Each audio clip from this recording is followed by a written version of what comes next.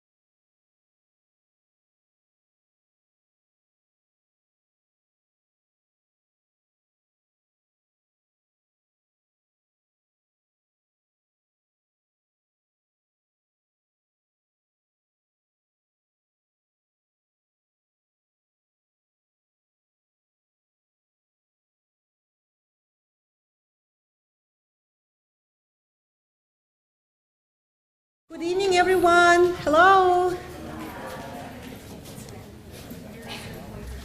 Welcome to the Halifax Central Library. Thanks for coming today.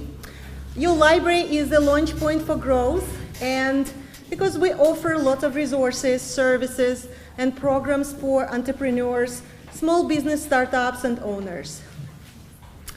And actually, did you know that last year, around 200 new businesses were created in Nova Scotia by immigrants? This is quite impressive, guys, because, well, it makes our province and city vibrant. It offers new jobs, it offers new services and products. I'm really excited about this. So, well, now it's time to introduce John Hamlin, who is a mentor, a true leader, a friend and supporter of the library. He is also a co-founder of Startup Canada Halifax chapter and founder of Aging 2.0. So please join me in welcoming John Hamlin.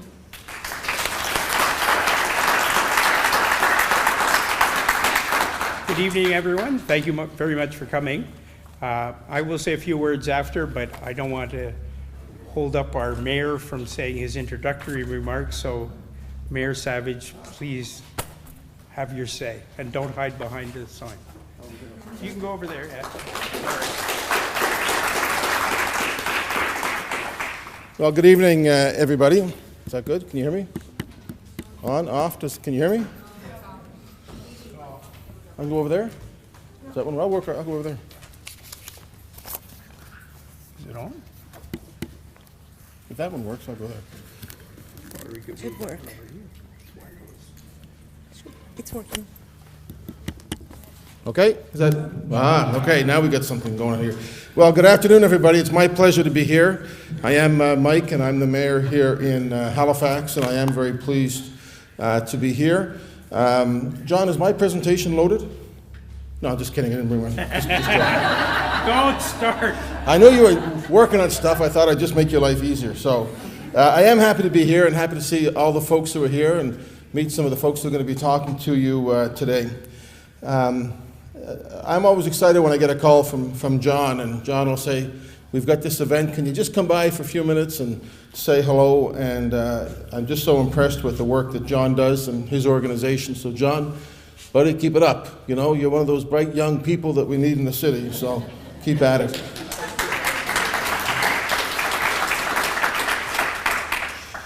We are, in fact, this is a pretty good example of Halifax these days. We are a growing city and doing pretty well. Our economy is strong. There's lots of development happening, and we have beautiful new buildings like the one that we're standing in. So there's lots of good signs of things happening in our city, and I would say in our province as well.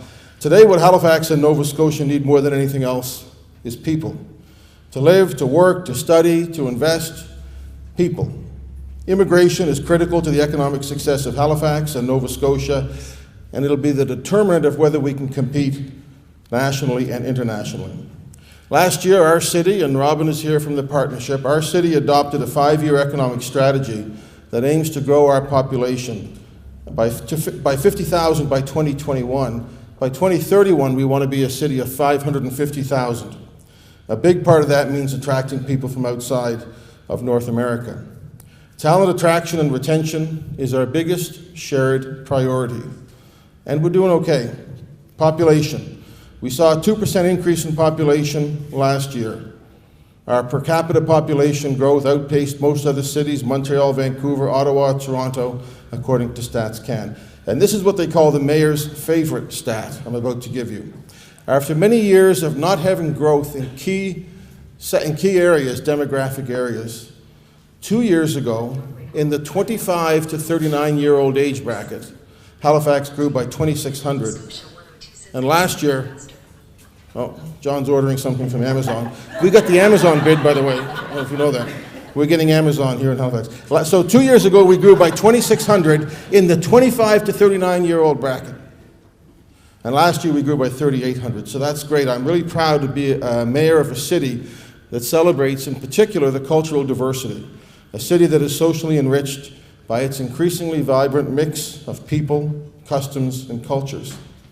One of the best parts about this job is getting out and meeting newcomers. So I asked Jess, who's here with me today, I said, just go through my calendar from the last week or so and look at some of the things that I've attended. Saturday night we attended Diwali, the Indian-Canadian Festival of Lights, where I did my Bhangra dance. You want to see the Bhangra dance? Later. On Friday we were at a flag raising for Canada 150 with members of our Muslim community at the Umar Mosque. That same day, we had a visit to the office from the Association of Nigerians of Nova Scotia. Not long ago, I was with Suzanne from Provincial Immigration at the YMCA Center for Immigrant Programs. Amazing displays from around the world, cultural performances. We had a luncheon last weekend with the founders of 50/50, a nonprofit group aiming to help newcomers get immersed into Canadian culture by working with locals to prepare meals. And in this room, not too long ago, we had our 4th annual Mayor's International Students Welcome Party, and that is a crazy event. Hundreds of students new to Halifax, we invite them in and we get them to meet people in the city. Oh yeah, and we also met some Swedes at the opening of IKEA. There you go. Whoever thought Halifax would get an IKEA? Maybe we'll get an Amazon. So our city and our province is shaped by the hard work of immigrants. From the very first settlers to waves of people over generations fleeing conflict or seeking better opportunities for their families, we've built and we continue to build today's Halifax. It's my view that the future of Halifax will largely be determined by the success of those who've been here the longest, our First Nations people. We're here on the traditional land of the Mi'kmaq people. This area was once called Jabuktuk, became Shabukto, but this is the traditional and unceded land of the Mi'kmaq. So they've been here the longest, and the other group is the people who are just arriving, and people who to this day have no idea what a Halifax even is, but they may be here in a couple of years being part of our future. We all have a responsibility to be a welcoming city to newcomers, to be a place where people can find a safe home, forge connections, and have a great life here in Halifax and in Nova Scotia. So I do want to thank John and Startup Halifax for organizing this event. And a big thanks to the presenters. Is there anybody here from iSands? Is iSands represented? So I spoke a couple hours ago to Jerry Mills and just congratulating her on her great success with iSands. Jerry Mills has been the executive director of iSands. She's worked in that for many, many years. Unbelievable. I don't know that there's an organization in our city that has a greater impact on the future of Halifax than the people at iSands. And we're going to miss Jerry, but what a great team at iSands. I also want to thank the provincial and federal immigration departments who are here today. You've got some very wealthy lawyers as well that are going to present to you, immigration lawyers who are doing very well, making a lot of money for themselves and for their clients. Isn't that what you told me? So I want to thank everybody for their commitment to helping newcomers learn the ins and outs of immigration in Canada. This is a roadmap evening for you. So you can get you to where you need to be, help build and strengthen this city and this province together. And that's what makes it so special. The face of our city is changing. The people in this room are the face of the future of Halifax, and nothing could make me prouder. Thank you very much, and enjoy the evening.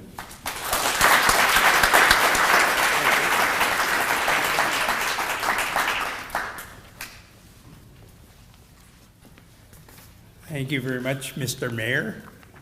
Is Suzanne here from the the Nova Scotia Office of Immigration? She's the executive director, and she has a few words to say as well. Thanks, John. So I'm actually here on behalf of Minister Diab, who was scheduled to come but couldn't make it. And this is actually the second time in 2 weeks that I've had the significant disadvantage of speaking after Mayor Savage. So thanks, John, for that. He's just such a wonderful speaker and a great guy. So on behalf of the minister, I just wanted to say good evening and thank you for having us here. It's a really great event and a great opportunity for you to learn more about the benefits of immigration and about the opportunities available for immigrants. As Mayor Savage said, growing the economy is, for the benefit of all Nova Scotians is a top priority, and it's a top priority of our government. And it's a fact that unless Nova Scotia increases our population, increases the population of working age Nova Scotians, if we don't decrease out migration, we'll not be able to sustain current levels of economic well-being, let alone make things better. So attracting more immigrants to live and work in Nova Scotia is one of our key priorities in government, because we believe that by making an investment in immigration, we can fill persistent labor gaps and grow our population. Both of those things we think are necessary to grow our economy. And when we grow and strengthen our economy, all Nova Scotians will benefit. And part of that is helping employers recruit skilled workers. Helping them recruit internationally is crucial for strong and sustainable growth as well. And that's why we're actively engaged with our federal partners. I think Sean, oh there's Sean, I thought he left, to ensure that we have the right programs to help employers fill labor gaps and help them navigate the system. I think there's no need for me to say it, but I'll say it anyway, that immigrants bring new ideas and add an element to the labor force that would be shrinking without them. So helping to ensure that they can connect to that labor force will ensure continued growth into the future. Immigrants also start businesses and create jobs. And I don't have the stat with me, but we have a stat at the office that I think it's actually 3 times more likely for a newcomer who starts a job in Nova Scotia to actually be still running that running that business in 3 years. So great benefits to Nova Scotia and a great opportunity. Nova Scotia is also an amazing place to live. I think everybody in this room knows that. It's a great place to work and a great place to start a business. The quality of life here is second to none. And so on immigration, just a note of progress. We've continued to welcome more immigrants into our province. Just last year, we welcomed over 5,000, which is the highest number since the Second World War. So significant for Nova Scotia, and it's actually Nova Scotia's population is the highest it's ever been. And StatsCan says that's because of immigration. So huge progress. But that's not accidental. Immigration in the province is a priority, and it's planned, supported, and invested in. And we've heard loud and clear from people around the world that they want to come here, that we're a destination of choice. So if you're a business in the room, hopefully you will learn more about the benefits of hiring immigrants. And we have a great team of people at the Office of Immigration. Leanne is here, who will speak later, and others who can help you if you want to contact our office. And just a note, everybody probably knows it's Small Business Week, and that's every year in October. Small Business Week brings us together to celebrate entrepreneurship and the vital role of small to medium-sized businesses. So thank you, happy Small Business Week, and have a great evening.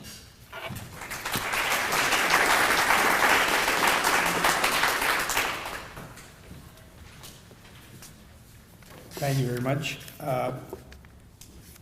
As you see, we have a pretty good and pretty lengthy group of speakers, so I'm not going to bore you with a lot of remarks. I will just welcome everybody here. As the mayor said, I feel, and we all feel, that one of the keys to the success of Nova Scotia and our growth is immigrants and having more people to work and stay in our land. I do have a couple that I have to do. First, our sponsors who provide funding both for this event and other Startup Canada events include BDO, Simplycast, and McInnes Cooper, who have provided one of the lawyers tonight and have done great stuff for Startup Canada. I also have a huge thanks to the library for providing this great facility, which is my favorite building in Halifax, and I think I spend more time having meetings at the 5th floor Pavia than anywhere else in the province. And lastly, I wanted to comment that we There's a new startup out of Dow called Atlantic Live Streaming, and they're streaming these presentations tonight to a variety of locations around the province that we're interested in having groups listening in, including St. FX, Wolfville, and Cape Breton. So they are a great new startup, and if you have any need for live streaming, they're the folks to see.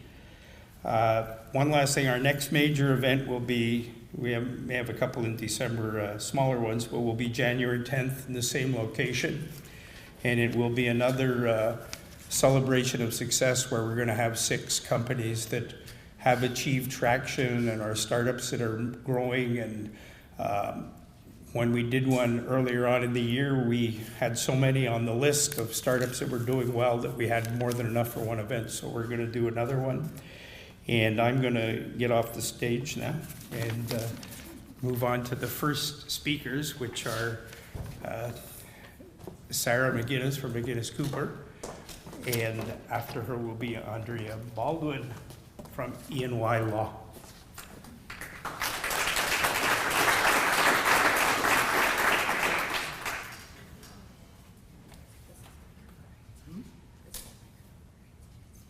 Sorry?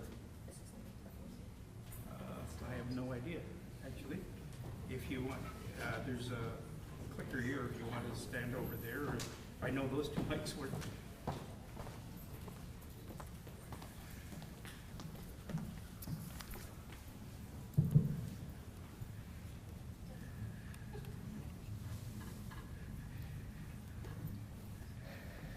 So everyone can read my introduction there.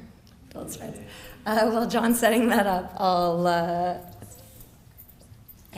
I'll thank him for introducing me. I'm one of the wealthy lawyers that Mike just introduced. But I will say that I bought this dress at an outlet store, and it was like 60% off, and I wouldn't have been able to afford it otherwise. So don't be deceived by Mike's introduction of the wealthy lawyer.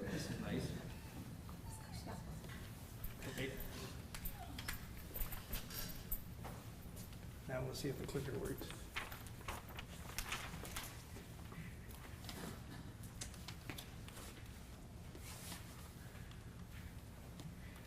So the title of my presentation is Uncomplicating or Not Canadian Immigration. So I know that the Canadian immigration landscape is very complicated.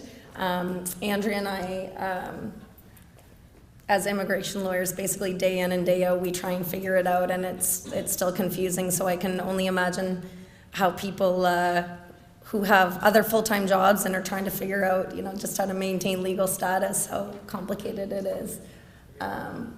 So hopefully, we're going to uncomplicate it a little bit, but and hopefully it won't complicate you further. But there is always that possibility.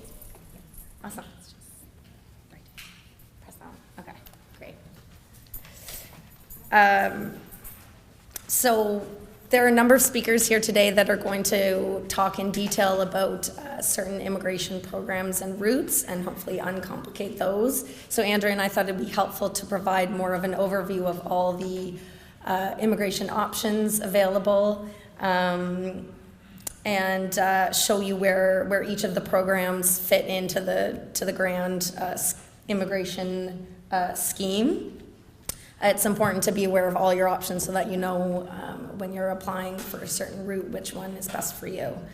And I know that everyone here is coming from a different perspective, so some of you might be international students looking to work after school, some of you might be employers looking to hire skilled labor, and others are entrepreneurs who are looking at their permanent residence options down the road.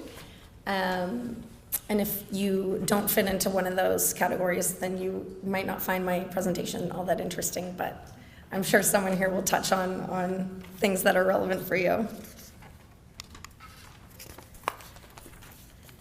So I'm going to talk about those 3 perspectives: international students, employers, and entrepreneurs, and talk about those perspectives from both the temporary and permanent routes.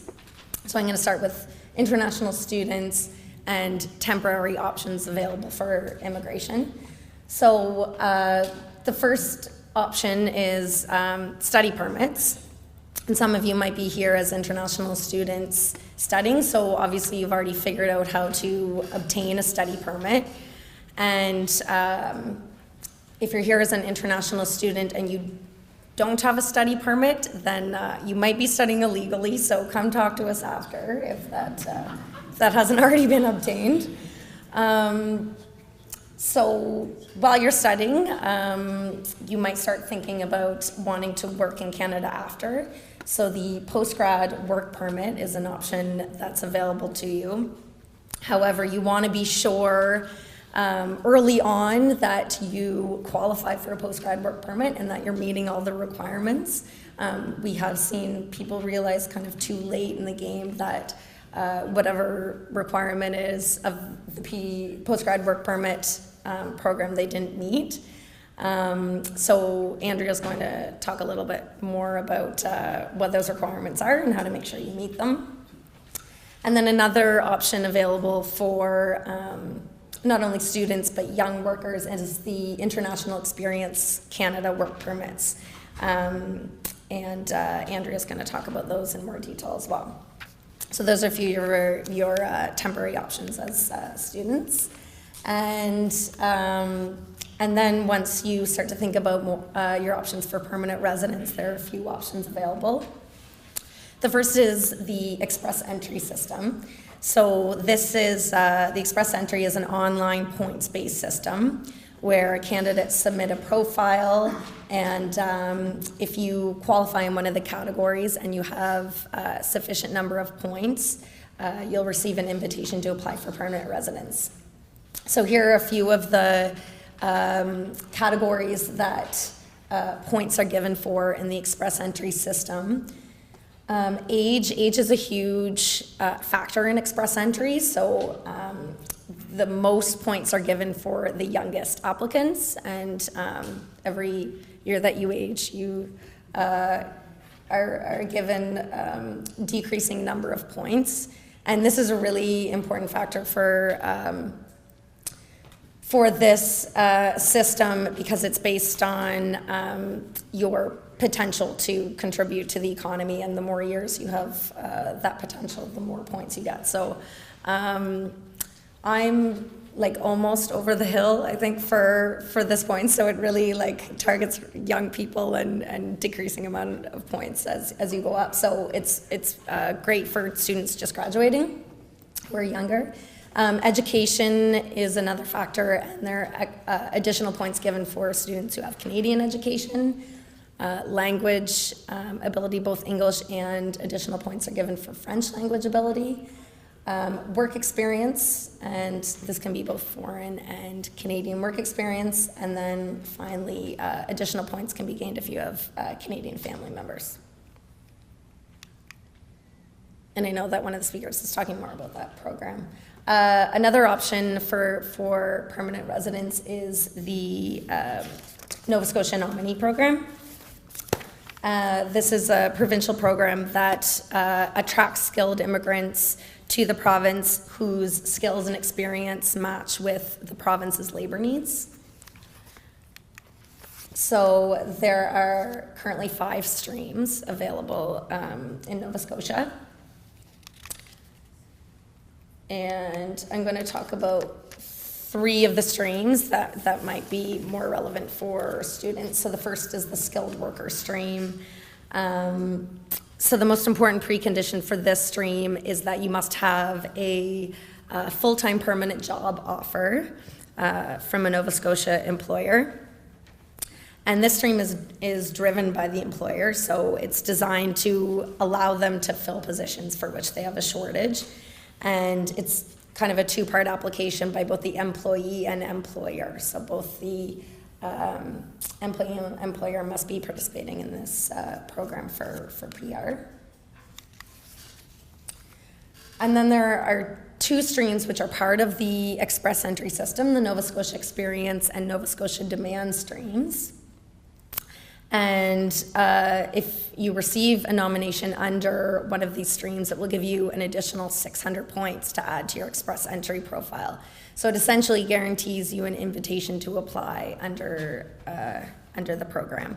And so the Nova Scotia Experience Program, you have to have 1 year of work experience with a Nova Scotia employer.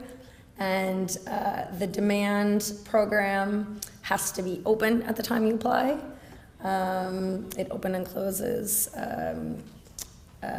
throughout the year, and your occupation, you have to have a job offer or an occupation on the list of demand occupations that's provided by the province.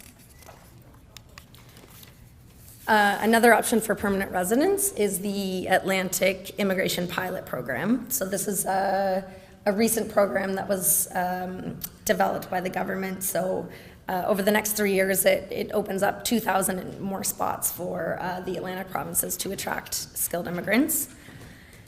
And one stream is particular to international graduates. So this program allows international students who find a job offer with an employer under the stream to get PR within about 6 months. So on the applicant, in order to qualify for the program, is to secure a job offer from an employer that's either designated under the program or who is willing to become designated. And a settlement plan will be developed for that applicant. And there are language requirements as well. And I know that one of the speakers is delving more into this program in more detail. So now I'm going to talk about the options for employers who are looking to bring skilled labor to the province. So starting with the temporary options, so the classic, the general route for an employer hiring foreign labor is the labor market impact assessment. So basically this is demonstration to the government that the employer has made all genuine efforts to recruit Canadians or permanent residents before recruiting candidates outside of the country. So typically with an LMA, an employee can obtain a work permit for anywhere from 1 to 3 years. So it's a good temporary option for employers looking to hire labor. And then there are a number of exceptions to the LMAA because employers often find this route to be quite a nightmare and expensive and timely. So we always look first to any possible exemptions that an employer can find. So one is the post-grad work permit. If a student graduates, obtains their post-grad work permit, then they are able to work for any employer. Employers can bring in skilled labor under various free trade agreements that Canada has with certain countries. So NAFTA is a great example of this. So there's increased mobility for workers from the U.S. and from Mexico under this agreement. And Chile, Peru, Colombia are examples of other free trade agreements available. The Canada-European Economic Trade Agreement, it was just came into force in September, which increases mobility of workers for workers from Europe to Canada. And finally, another new program that was just introduced in June is the Global Talent Stream. So it's a new branch of the Temporary Foreign Worker Program, and there are 2 categories under this stream, and I think Andrea is going to talk about this in more detail. Yeah. So lots of options for employers to avoid the LMA process, which is sometimes pretty ideal. And yeah, so more permanent options available for an employer hiring workers is the Atlantic Immigration Pilot Program. So as part of this program, the employer can bring skilled labor. Their permanent residence applications are facilitated, and as well, the employer can receive a letter of support for the employee to receive a work permit while that PR is processing, so it also expedites that work permit process. There are various stages that the employer has to reach as part of this program, which will be provided in further detail by one of the presentations today.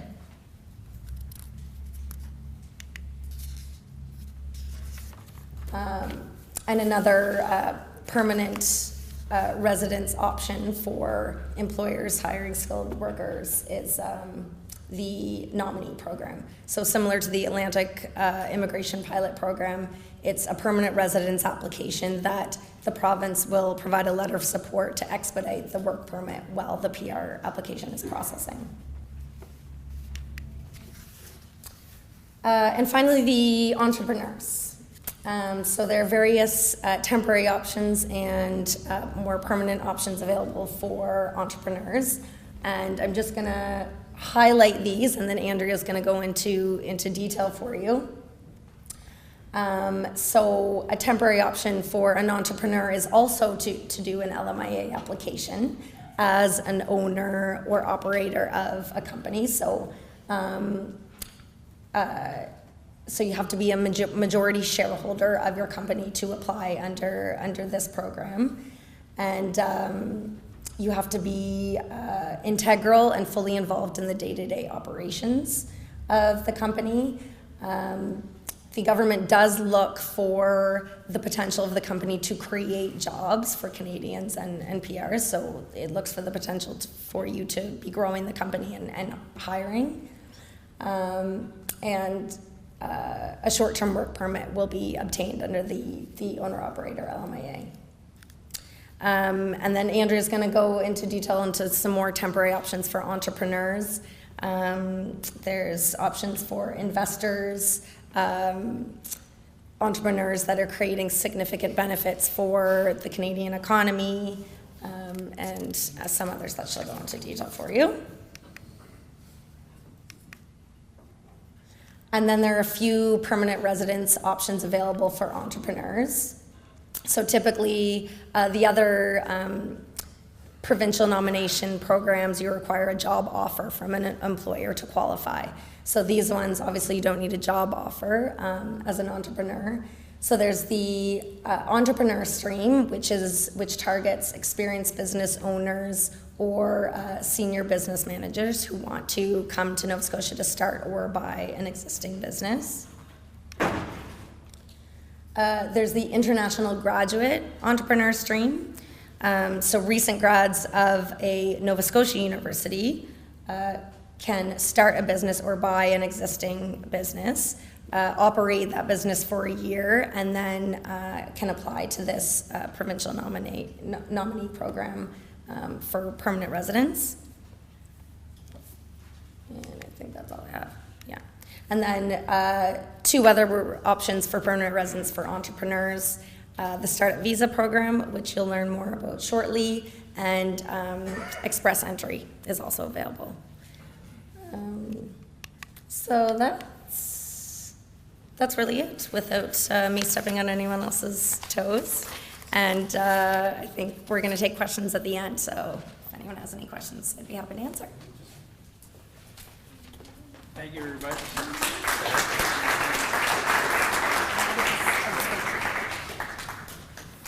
Yeah, before Andrea continues with the lawyer information, and my head's buzzing from all the various programs right now myself, but I thought I would put Hugh McKay on the spot and ask him if he would say a few words. Hugh is the member for MLA for Chester St. Margaret and the ministerial assistant to the Minister of Business, I believe.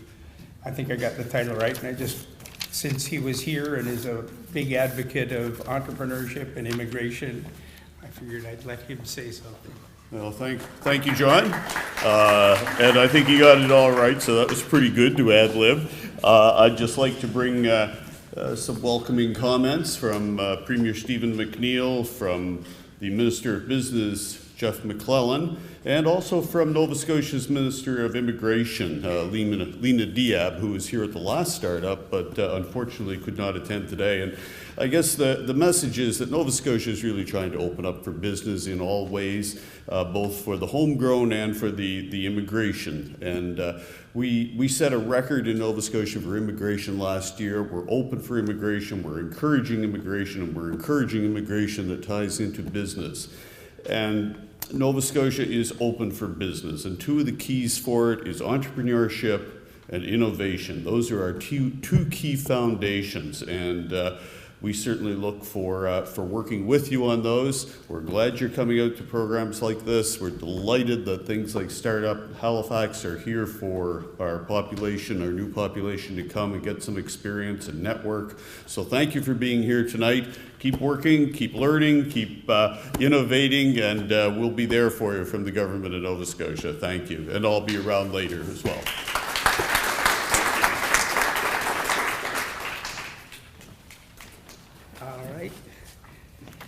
Andrea, if you'd care to come up now. Andrea is responsible for immigration in Atlantic Canada for E&Y Law, and will have some wonderful words to say. Thanks, John. If I put up your presentation.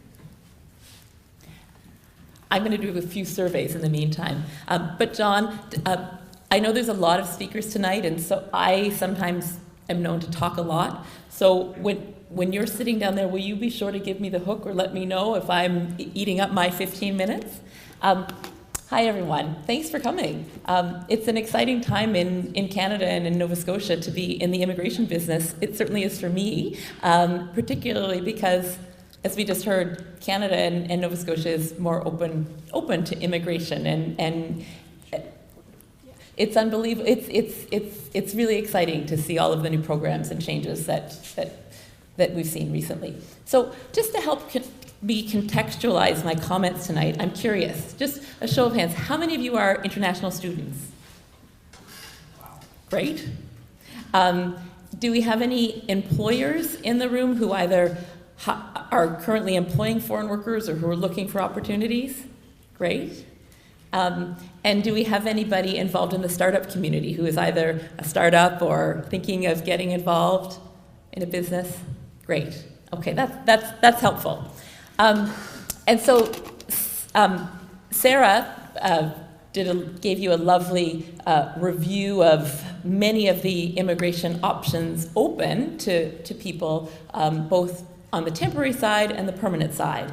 And what I thought I would do, except for my first slide, I expected that there'd be a high number of international students in the room, and many of you are very savvy, sophisticated immigrants. You probably know all this, but I just want to give you a few pointers. But after that, I'm going to try and give you some usable feedback.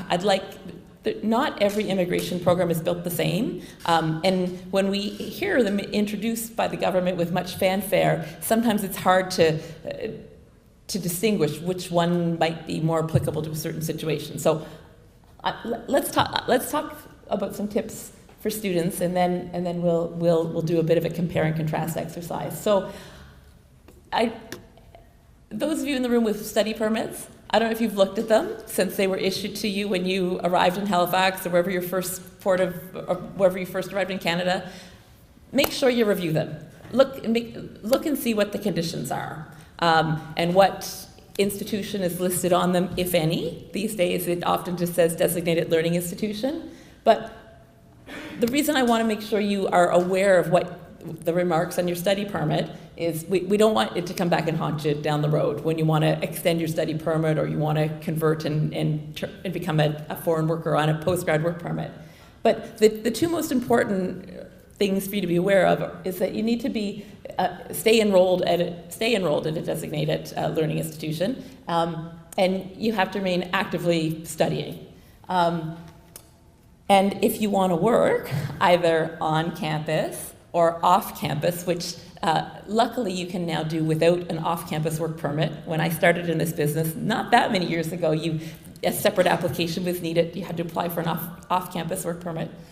So if you want to work on campus or off campus, or after graduation, you have to study full-time. And sometimes, I know it's hard to be a full-time student, and many of you have other responsibilities, and you're raising families, or you may be working, but just, it's important to know, at full-time, the Federal Immigration Department, IRCC, doesn't define full-time. Full-time is considered to be whatever course load Dalhousie or the NSCC, whatever they require, whatever constitutes full-time status at your institution, that's, for immigration purposes, is considered full-time. If you change schools, let IRCC know. I don't believe you need to amend your study permit unless it's a restrictive permit that only allows attendance at one particular school, but there is a process online through your My CIC account. You're meant to let them know if you're going to leave Dal and go to St. Mary's or anything else like that. I know many of you won't need to extend your study permit because typically they're issued for the estimated duration of your program plus 90 days, but there are circumstances when you might need to, or if you enroll in another program, or it takes a bit longer. So just be mindful of the expiry date. Diarize it in your phone, make sure you know when it's going to expire, and if you need to extend it, apply to extend it before it expires. I believe IRCC's website always recommends that you apply to extend a permit 30 days before it expires. That's not a requirement. You're only required to extend it, like you could apply to extend it the day before it expires, but processing times are crazy long, so I'd recommend that you apply to extend a permit 3 and 4 months before it expires to make sure you have a new document in hand before your current document expires. Now, you may or may not be aware of this. I actually didn't know this until I was reviewing the student rules yesterday for today's presentation. I didn't appreciate that if you finish your program early, so you take it over the course of you take more courses per semester than originally planned, or what have you. If you finish, your study permit is deemed to expire 90 days after you finish, even if there's another year of validity on your study permit. So something very important to bear in mind. I also wanted to mention, as a note to any of you who may have co-op or internship programs as part of your studies, you do need a separate study permit, or pardon me, you need a co-op work permit to properly authorize your work on a co-op work term or an internship. And they're free. IRCC doesn't charge you for it, which is nice. You get to keep your $155, but it's so important to make sure all your I's are dotted and your T's are crossed so that you don't go out of status inadvertently, and I have seen this happen before. So make sure that if you're applying for a co-op term soon, apply for your co-op work permit as soon as you can. And then most of you probably know that there's a finite timeline during which you need to apply for your post-grad work permit, and that's within 90 days after completing your program. Now, there's a bit of wiggle room in here. It's 90 days after you are advised that you have satisfactorily completed the requirements of your program, so whether that's an email or a letter from the registrar's office. But I have helped people apply for their work permit 90 days after convocation, based on the date on their transcript. So I think, Sean, am I wrong? I won't guarantee anything. It's best to do it 90 days within the 90-day period of knowing of learning that you've passed. And my final point on this slide: a break in studies does make you ineligible for a post-grad work permit, so just bear that in mind before you, that may be one of the factors if you're thinking about taking a semester off, just so there's no surprises at the end. I didn't ask you, Sarah talked a bit about IEC work permits, and so these are the student work abroad work permits. Many Canadian youth go and work and backpack on this sort of work permit, but they're also a great tool for employers. Is there anybody in the room that has an IEC work permit? Okay, great, we have one hand. I won't belabor this, I won't go over this in a lot of detail, but for those employers who put up their hand as being in a position to potentially hire foreign workers in the future. This is a great tool that for a long time just flew under the radar, and they're not available for everyone, but they are for citizens of countries that Canada has a bilateral agreement with, and there's a whole list of them, and they're online. There's about 30 countries, and it's reciprocal. So Canadian kids are defined between 18 and 35 for this program, and kids is not the language they use. That's just my term. But it's helpful for employers who want to hire, bring an engineering student from Germany for a co-op work term, or so there's 3 different categories. There is the open working holiday work permit, often leveraged by people who are backpacking and want to supplement their travels, or young professionals who want to come to Canada and get started on their career. But they do have some limitations in that there's a very specific process for applying for an IEC work permit, and they can't technically be extended from within Canada. So if you are an employer thinking of using this category, it's important to know that sometimes the timing of the IEC program does not work out exactly as you would like it to. In that there are applicants have to submit profiles, and then they need to be drawn from the pool of candidates when a particular program opens up. And also, for some of the categories, there are more applicants than there are spaces. So it doesn't work for everyone, but it is a really useful tool. So my next comments will be about the work permit process. And so this is a comparison of the new LMIA process available under the Global Skills Strategy versus the old-fashioned regular LMIA. And by LMIA, we mean Labor Market Impact Assessment. And as Sarah told you, that's the process that we often, as immigration lawyers, try to help our clients avoid if there's another option available. It's burdensome because employers have to meet these pesky advertising requirements. And it's not just advertising a position you have to advertise in three venues for 4 weeks. But if you hadn't turned your mind to the fact that you were trying to meet these requirements, you probably would need to re-advertise, given the fact that you need to include some things that HR managers wouldn't typically include in an ad. So that's the regular LMIA process, and then with much fanfare in July, and even leading up before that in November's budget announcement, the Government of Canada talked about the Global Skills Strategy, and it's part of Canada's innovation agenda. And the Global Skills Strategy introduced some facilitative and advantageous things to foreign workers and immigrants, mostly in the foreign worker, to help employers bring the objective of it is to help employers bring key people to Canada faster. And so one of the programs under the Global Skills Strategy is this Global Talent Stream LMIA. So it is an LMIA, but it's a facilitative it's somewhat more facilitative than the regular LMIA.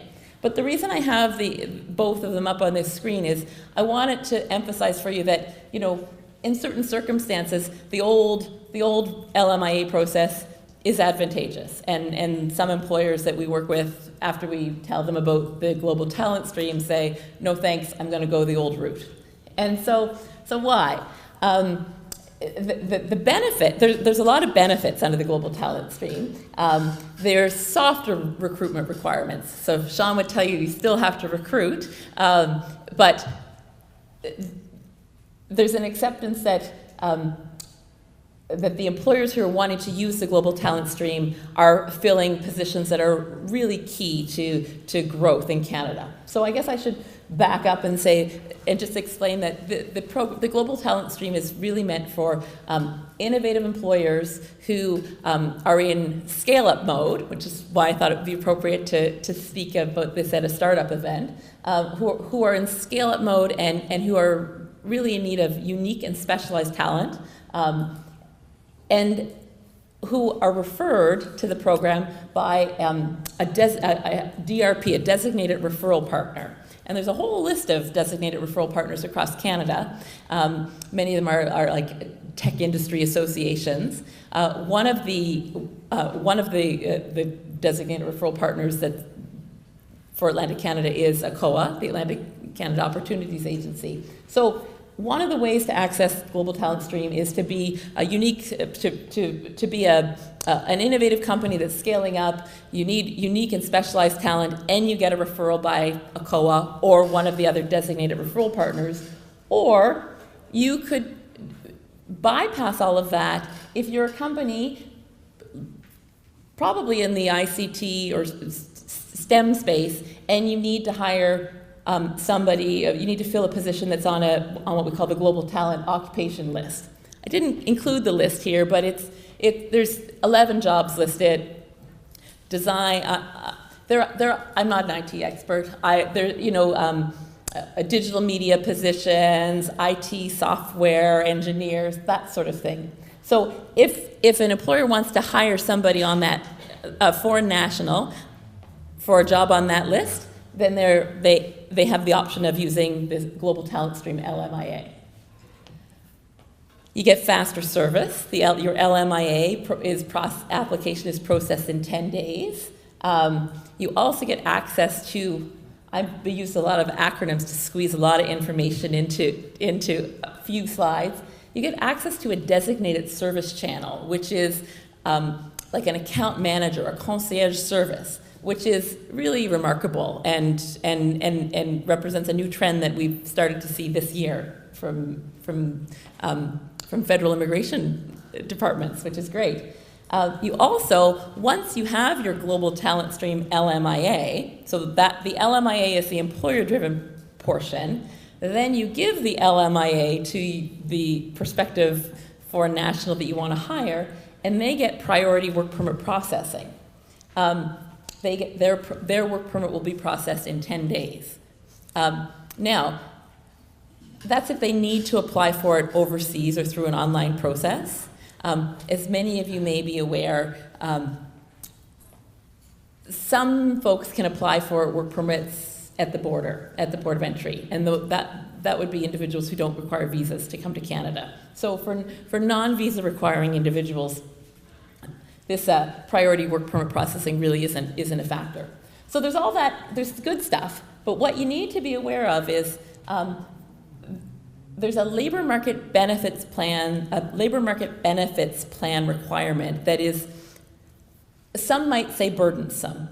And it's something that an employer drafts and prepares and submits with their LMIA application. But really, it's it ends up being a negotiated contract between the employer and Service Canada / ESDC, Employment and Social Development Canada. And so what the labor markets benefit plan is, they let you off they go easy on you on the advertising, but in return, you need to make commitments. One mandatory commitment and two complementary commitments. And the mandatory commitment has to do with, it's a promise you make about how many jobs, how many jobs you're going to create over a very specific timeline, or you make a commitment as to what, revenue growth, or depending on whether it's category A or category B, the employer also needs to make commitments about skills and training commitments. And I've been shocked to see the level of detail that's required. They can be as detailed as, the foreign worker, I have seen this as, the foreign worker, for example, will host 7 lunch and learns over the next 6 months, and it will be attended by this person, this person, this person, this person. Tends to be titles and not individuals' names. And so the reason that we're really underscoring this for employers is there's also a check-in every 6 months. Service Canada contacts you to say, did you do what you said you were going to do? You said you were going to create 35 new jobs in Canada. Did you? Now, if you don't meet those commitments, apparently you won't be fined for non-compliance, but I'll hold my breath on that. But you'll just get kicked out of the program and not be able to access the global talent stream. So I want you to be aware that there are some great benefits with this faster facilitated process, but it does come with some additional commitments. Whereas the standard LMIA process, as burdensome as some employers find it, we're in Atlantic Canada. The service standard for LMIA processing nationally is up to 8 weeks. But in friendly Atlantic Canada, where our volumes tend to be a little bit smaller, thanks, John, often it doesn't take much longer than 10 days to have an LMIA processed. And in lieu of a labor market benefits plan, an employer has to do what we call a transition plan. And a transition plan is, it's a plan as to how the job that you are filling a foreign national with, how you'll convert that position, how you'll transition that position to a permanent resident or a Canadian in 2 or 3 years. Then there's a lot of ways you can satisfy that requirement, but the easiest way to do so is to commit to support the foreign worker in becoming a permanent resident of Canada. So I have 3 minutes. I have more than 3 slides left, so I'm gonna move forward. I won't go into so we just talked about the LMIA process. There are a number of LMIA exemptions. Sarah went through a few of them. I just want you to know that they exist. The one I'm going to talk about for a second is number 3 on the list. I wanted to let you know that there are these significant benefit rules for entrepreneurs.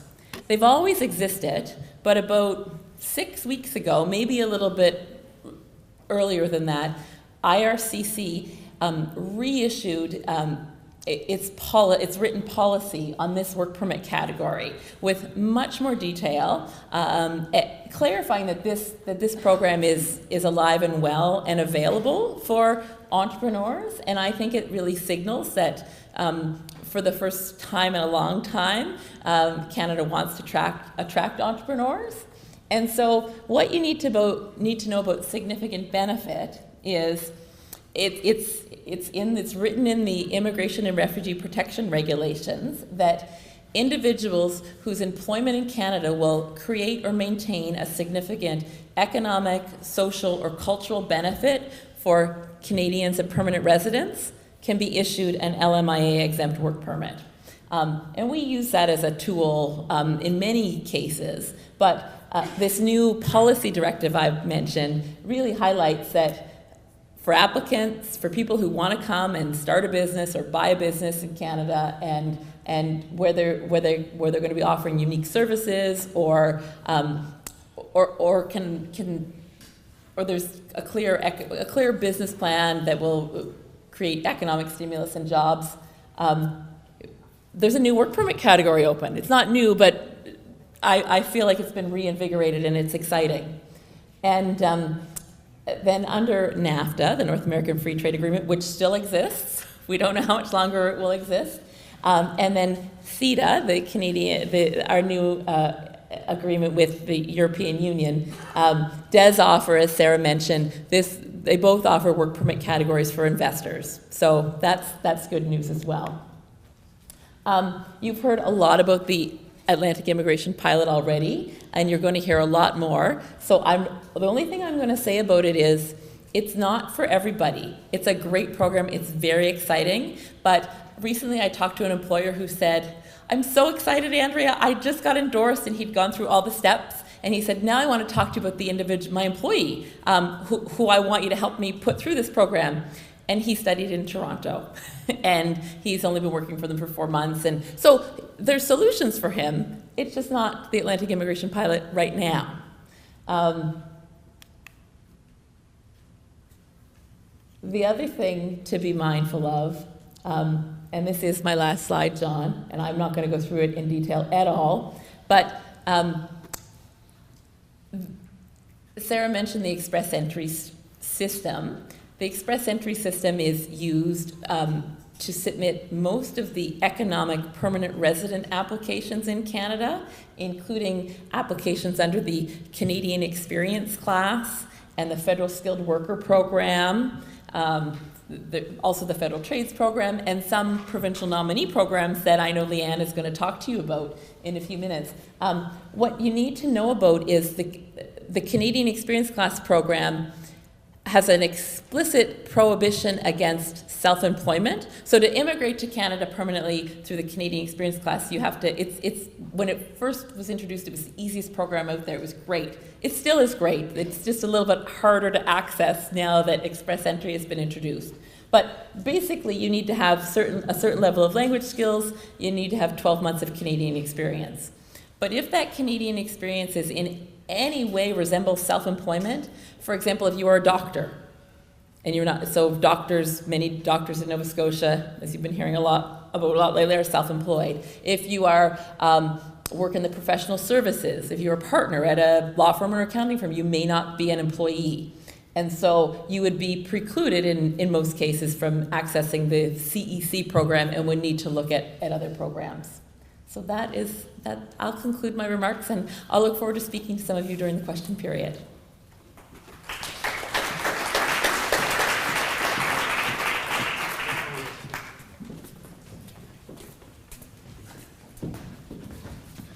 So good evening. My name is Paul Gérin. I'm with the federal government, and I work with the Atlantic Canada Opportunities Agency. I also represent an organization within Innovation, Science, and Economic Development called Canada Business. So at the end of the evening, if you do have business questions and not immigration questions, I may be able to assist.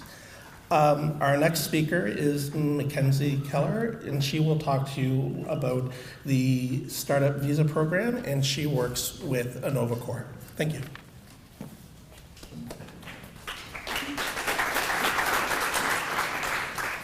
Hello, thank you, Paul, and thanks to John and Startup Halifax for putting this on tonight. As mentioned, I am here to talk about Canada's federal Startup Visa Program, but I'm going to be speaking about how we implement and administer it at InnovaCorp. Unlike the other folks here tonight, I don't have a special background in immigration. I'm actually a venture capital investment analyst. And when I get stuck on questions related to the Startup Visa Program, I usually call many of the lovely people that I'm speaking alongside tonight. So with that caveat, I'll get started. So again, I start with that introduction because the Startup Visa Program is, as Andrea touched on quickly, federal initiative, but it's administered by a number of organizations, so either designated venture capital organizations, designated angel groups, or designated business incubators. So I'm going to give you a little bit of a background on what InnovaCorp is to help you understand how we fit into that mix and why we're involved with the program. So we are a Crown Corporation of the province of Nova Scotia under the Department of Business. Thank you for being here tonight. Our mission is to find, fund, and foster innovative startups that strive to change the world that are typically based here in Nova Scotia. So as a Crown Corporation of the province, we normally support exclusively Nova Scotia entrepreneurs or entrepreneurs that are on their way to Nova Scotia. The Startup Visa Program does enable us to help bring entrepreneurs from other parts of the world to our province and also help keep student entrepreneurs here when they're about to graduate if they have a tech startup that fits in with our programming. So we do target the industries listed here: information technology, life sciences, clean tech, and ocean technology. We have a venture capital fund, which means that we're able to make investments into early stage startups, typically at, again, very, very early stages. So, maybe they just have 2 co-founders starting a technology-focused business and need a little seed capital to get started. That's where InnovaCorp would normally come in. So we make investments, we do non-dilutive, non-repayable programs in competition style typically, and we also have incubation facilities. So these are our facilities where startups can find their first home, have some office space, maybe they need a lab or a little bit of space in a bay where they can do some light manufacturing. NovaCorp's got space for that. So our role in the Startup Visa program, again, is to be able to recommend entrepreneurs who want to come here and be a part of our programming or our fund or our incubation facilities to be able to receive a visa and permanent residency in Canada. We're a designated incubator, so acceptance into our Startup Visa program does not guarantee investment from a NovaCorp.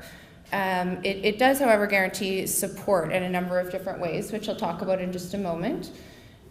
We do look for a very specific target group. So again, this is why I mention when I talk about the Startup Visa program here, I'm talking about how a NovaCorp implements it. So each designated incubator, fund, or angel group across Canada may have a slightly different criteria they use. And while you still have to meet IRCC's requirements to be accepted at that level, when we do an evaluation of an application, we're looking at your business and evaluating your business and your team. Again, I'll talk a bit more about that criteria in a moment, but it is a very specific niche sort of subset. So again, a few different entrepreneurship options here in Nova Scotia for immigration, and this is really just one.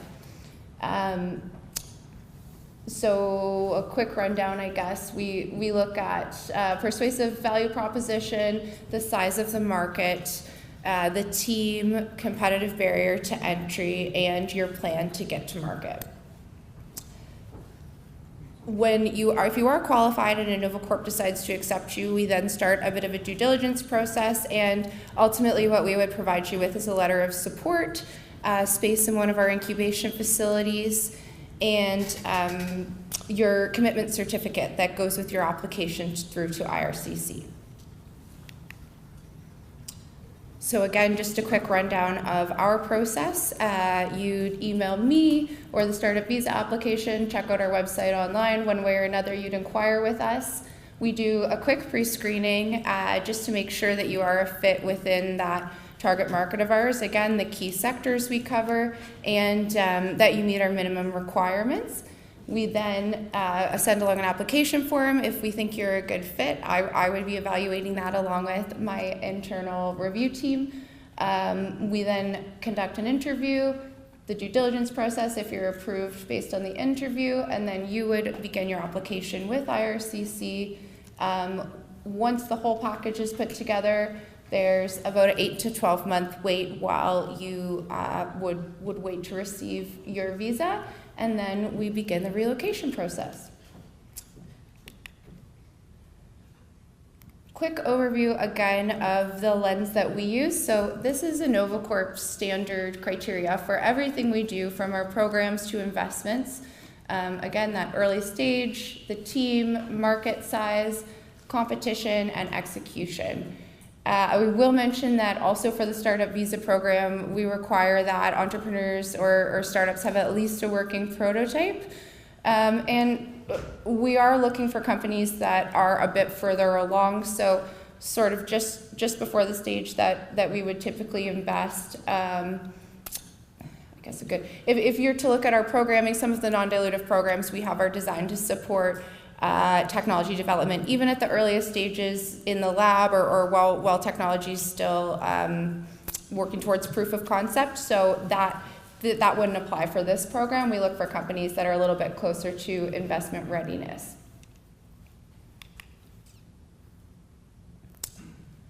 And this is just a quick shot of our incubation facilities. So you can see up here on the left-hand top side is our NovaCorp Enterprise Center.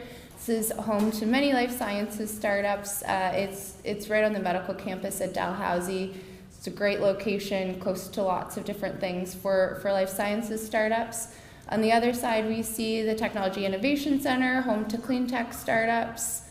On the bottom level here, the NovaCorp Demonstration Center, which is in Brooklyn, a couple hours outside of Halifax. typically bioresource companies at this location, and we're also working on an ocean tech incubator to be located in Dartmouth called Cove, or our part there will be Startup Yard at Cove. So throwing these up there to show you that this is part of what you get if a startup is accepted into our program. They would land at one of these locations and get 6 months of complimentary incubation space upon arriving in Halifax. We also provide a package that includes some legal and accounting work. So we connect you with, again, a lot of the faces that you see here speaking as well to help you get started and get comfortable moving to Halifax and starting your business here. So that's it for me. Just a quick overview, because I'm not sure how many people in the audience have startups or are thinking about launching a startup, but please come and see me if you have any questions about the program. Happy to talk further. And if we don't get a chance to connect tonight, you can reach me. My email is mkeeler@innovacorp.ca, or the easier one to remember is startupvisa@innovacorp.ca. Thank you.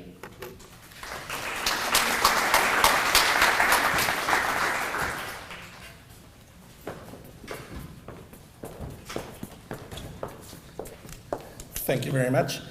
Our next speaker is from Polestar Immigration, which is a newly launched immigration support program with Kelly Tohill, and you may one.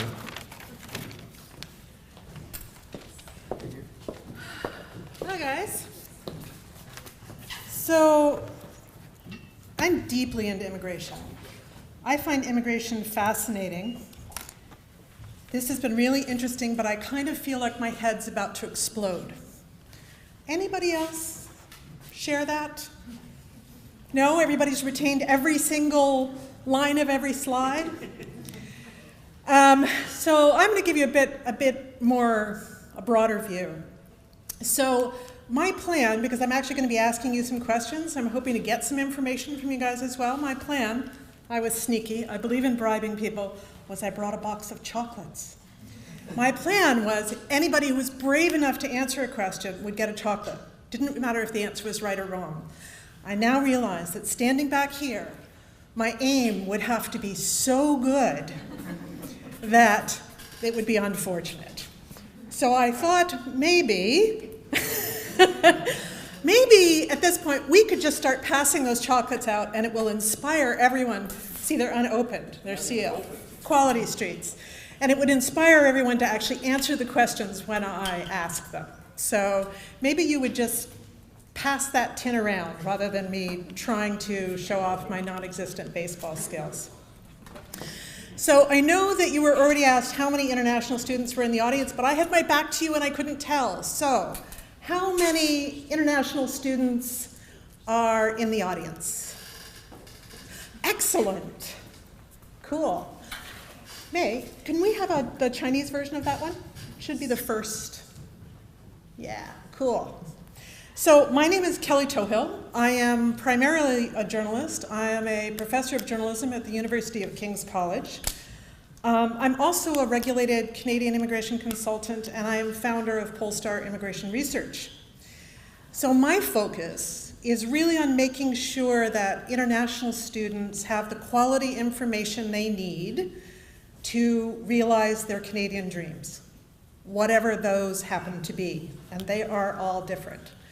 So how many people here, first of all, I've got a really good idea how many international students here, how many people in some ways are here, in some way support international students? You're a teacher or a lawyer or an agency.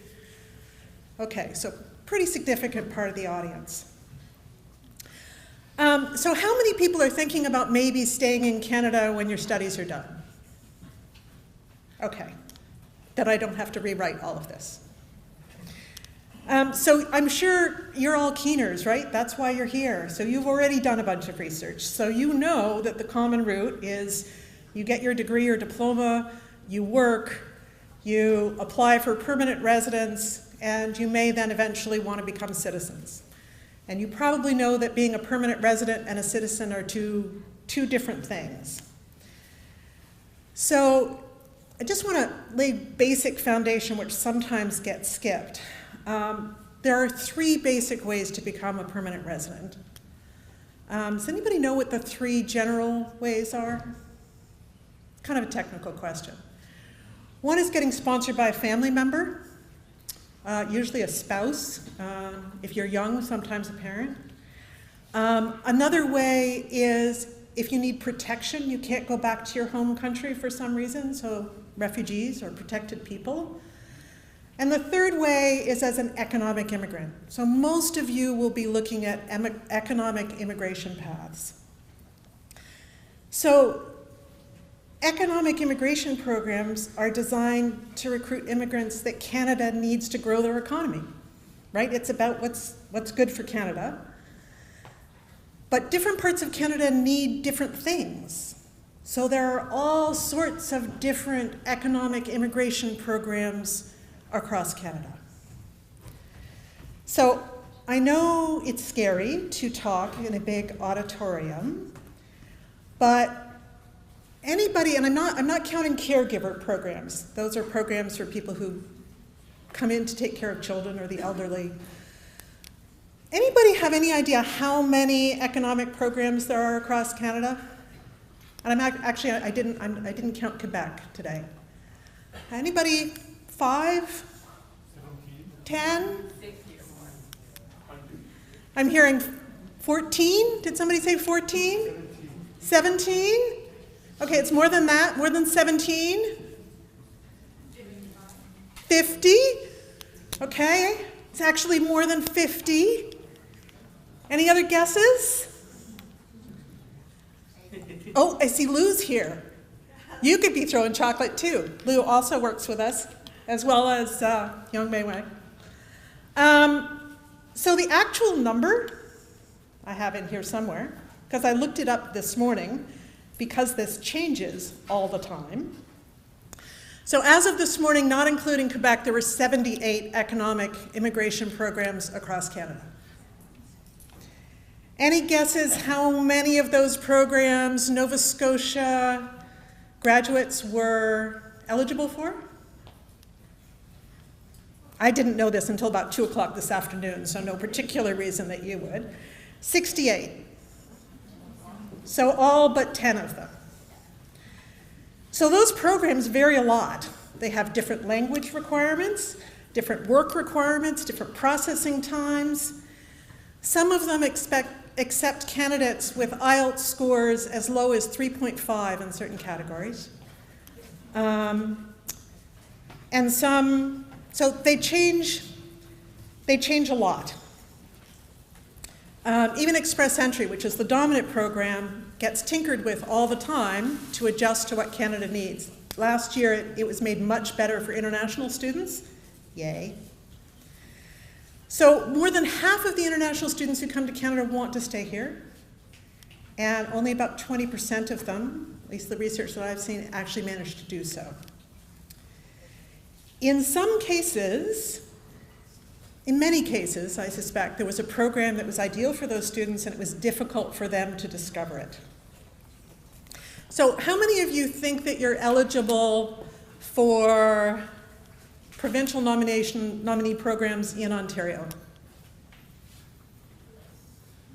So you're either all too scared to answer and put up your hand, or you just don't think you're eligible.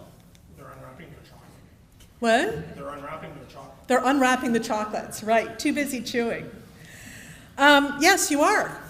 You're eligible for most of them, including the one for international students with an undergraduate degree from anywhere across Canada. You're not eligible for the special one if you do a master's or PhD program in Ontario. There is actually a system where you can apply for permanent residency without having a job offer or any work experience. So that's one you're excluded from, but all the others you're eligible for. So here's another question. Do you think that you have to have managerial or skilled work experience to get permanent residency in an economic program? Some of you will know what NOC is. How many people here know what NOC is? National Occupation Classification. I knew you were keeners. So how many people think you need a NOC O, A, or B to get permanent residency? So I've set up this thing where I'm going to ask you and then I'm going to say no, right? Lots of programs you do, certainly the fastest programs you do, but there are other permanent resident programs where you don't actually need NOC OA or B.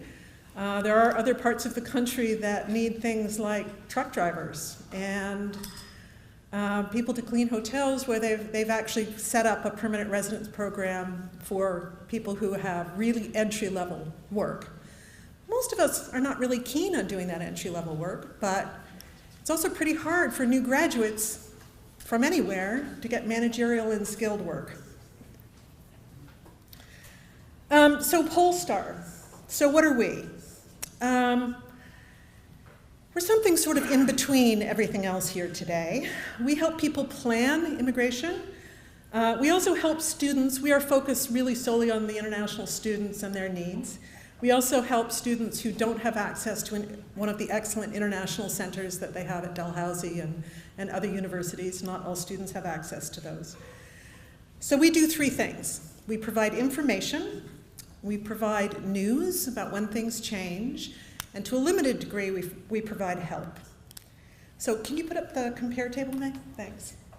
So one of the things that we've done, actually this is a list, you'll see in a minute that this site is actually in Chinese and English. So this is a list of all of the immigration programs in Atlantic Canada, economic programs, and the federal programs that are relevant to international students. And the compare table? There you go. So a little hard to see on the screen, but you can, yeah, if you hit language, May, and sort that, you can actually sort the programs according to what your criteria, what's most important to you. So we asked international students, what's important to you? Is it fast processing? Is it what your language skills are? Is it whether you have work experience? And we are building out a site where you can actually compare the programs. Once you've found some that are interesting, you can then click on them. So May, the second one down, the Newfoundland and Labrador International Graduate. Can you click on that one? Yep, just the second one down. Newfoundland and Labrador International Graduate to the left. Yep, there. But the blue. Yep. We're used to working on Macs. John has a PC. And that will give you an example of what that program looks like. And you can just scroll down a bit to show them the structure. So that's one of the things that we do, is to help people discover what programs might be good for them. I love Nova Scotia. I've lived lots of places in the world. I want people to come here. I'm not trying to encourage anybody to leave Nova Scotia. I'm also hoping international students in the rest of the country will discover Atlantic Canada.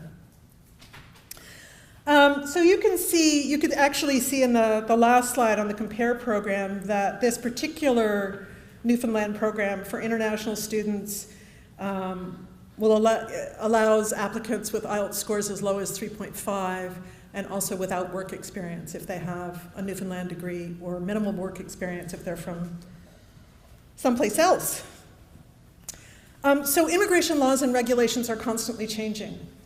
You can make a fantastic, well-informed plan about what you're going to do, but 2 years from now when you graduate, those programs may have changed. So you need to stay up to date on what the changes are. So we have a news hub. I think we set up the New Brunswick story, didn't we? On those tabs, I'm pretty sure we did. Yeah. So New Brunswick recently started a new program for students who want to start their own businesses, student entrepreneurs. So this is an example of a news story that we would do to make sure that people knew about changes. So we also write about when there are changes in existing programs or tweaks to express entry. We also have, I'm trying to remember which other ones I set up. Yes, can you go to the next news story, May? Yeah. So we do a couple of other things. We do a lot of statistical stories, and we also do stories that we just think are of interest to international students. So for instance, this is one about several dozen former students from China. They were international students, actually lost their permanent residency more than a decade after they became landed as permanent residents, essentially because they had lied in the process of becoming permanent residents. So that's an important thing, I think, for international students to know. So we also offer a couple of kinds of help. We have a directory that we are building of lawyers and regulated consultants who specialize in immigration. And the reason we did this is we discovered there wasn't any legal directory in Canada that you could search according to language of service. And students kept saying, you know, I want to have a conversation with somebody in fill in the blank, Ukrainian, Chinese, French, about this because it's very technical, and although I can actually do a degree in English, when it comes to this stuff, I really want to be able to have a conversation in my mother tongue. So you may see that Sarah McGuinness is on this list. I can't remember which languages are there, but but again, this is something that we're building now. So you can search by language, and then you can get all of the contact information for. And we only accept people who are regulated, who are in good standing, who are members of the Canadian Bar Association Immigration Division. So that's one of the ways we help, is so that you can find experts when you really need them. So do you want to go to the Ask page? The other thing we will do is respond to questions about the law. So we are not giving you legal advice, but we will tell you what the law says, we will tell you what regulations say, and we may tell you some best practices. It's not legal advice, but sometimes you just need to know something small, and it can be difficult to find out or expensive to find out. So how about May, that one, if I want to stay in Canada as a student and I have a part-time job offer, can I use it to prove I can support myself? Submitted on July 13th. Yep, so that was just somebody who was trying, she wanted to stay, and there are financial obligations to get a study permit, as you know. She just wanted to know, you know, I'm working at Starbucks, can I use my job when I'm doing this? And the basic answer is no, you can't. So sometimes it's pretty easy, sometimes we have to look up the law. So again, it's not legal advice, but it is legal information. So everything on our website is available elsewhere. Well, not all of the journalism. So some of the journalism is we are generating ourselves. It is original journalism. It does not exist elsewhere unless somebody else picks it up and we negotiate with them. But all of the information about immigration is public information. It is on the IRCC's website. It is on the provincial websites. But it's very difficult to find all of that information in one place, in a multilingual environment, and where it's actually accurate. Because you will find a lot of bad information online about immigration. So I have another question. How many people here have gotten immigration information from friends? Yeah, and I should mention, I went through immigration. I'm an immigrant. I did that too. So I think the reason people do that is you trust your friends. This is really, really important information. You know they've got your best interests at heart, right? Here's a tip. They probably don't know what they're talking about. This is really important for you to understand. Even if your friend's really, really smart, even if your friend went through the immigration program 6 months ago that you're asking about, the rules may have changed. Their information may no longer be current. So they may be giving you information out of the goodness of their heart and care passionately and even be doing some research, but it's entirely possible that their information is wrong. And the consequences for you, I don't use this word lightly, can be pretty catastrophic. So I have seen students not apply for study permits because they were told by their American friends they could just apply at the border. Not true if you're not a US citizen. So I've had students lose a whole year of study because of that. I've seen lots of students convinced that they could get a post-graduation work permit if they attended a private college. Some very, very disappointed students. I know someone who's still convinced that she can only apply for express entry if she has a particular type of professional degree. I've seen students get incredibly frustrated trying to get electronic travel authorizations when they already have a temporary resident visa. So these are students who were directed by well-meaning friends. So there are many times when you need expert, individual, private advice. And there are some fantastic people here to give it to you. But there are also moments when all you need is accurate information. So we currently operate in 2 languages. We hope to add a 3rd. We hope to add the rest of the provinces next year as well. And that's what we do, quality information. I just have to mention we have an amazing team. So May is the chief translator for Polestar, and Lou is our marketer. So we've started a WeChat channel, and I really should have put the QR code. If you go to About, you'll see our QR code. And we have a fantastic chief technology officer, Bill Kowalski. So I kept seeing international students who wanted to stay and ended up leaving. That's why I'm standing here today. That's why we've done this. So our shared mission, all of us, is to make sure that international students have the information they need to make good decisions about their own future. And I will be around for questions, and I actually have little guide cards which I'll leave up at the top if you want some information to take with you, and some business cards. Thanks.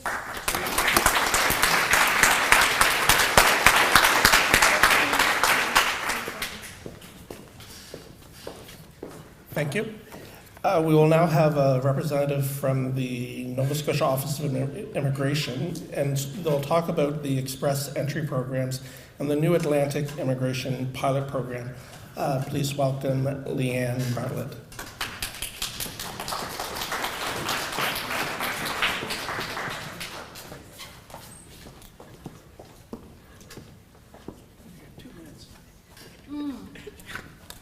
Indeed.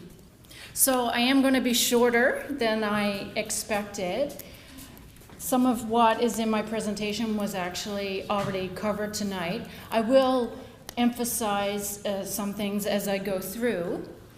So as was mentioned, my name is Leanne. I'm with the Nova Scotia Office of Immigration.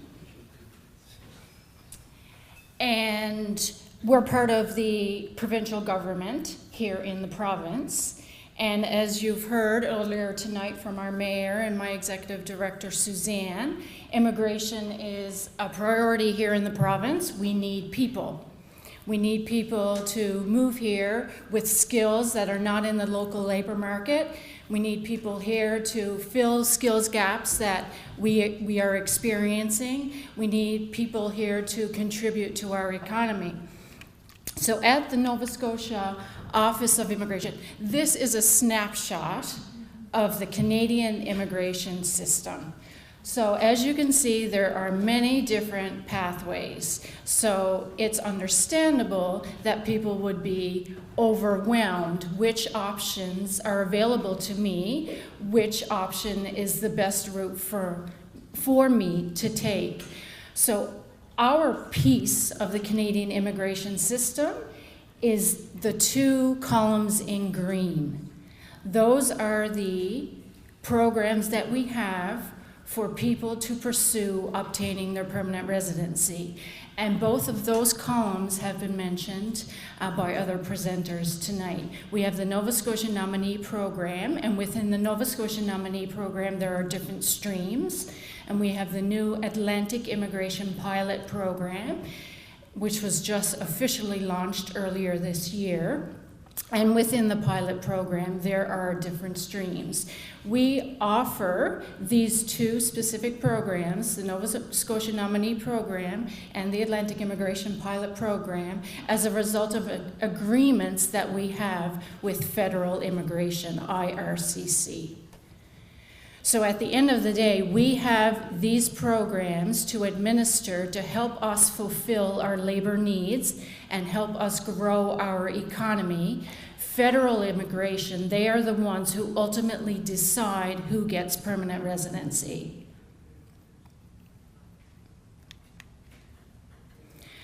Our mandate at the Nova Scotia Office of Immigration is to increase immigration to this province, and it has been increasing, as you heard earlier tonight.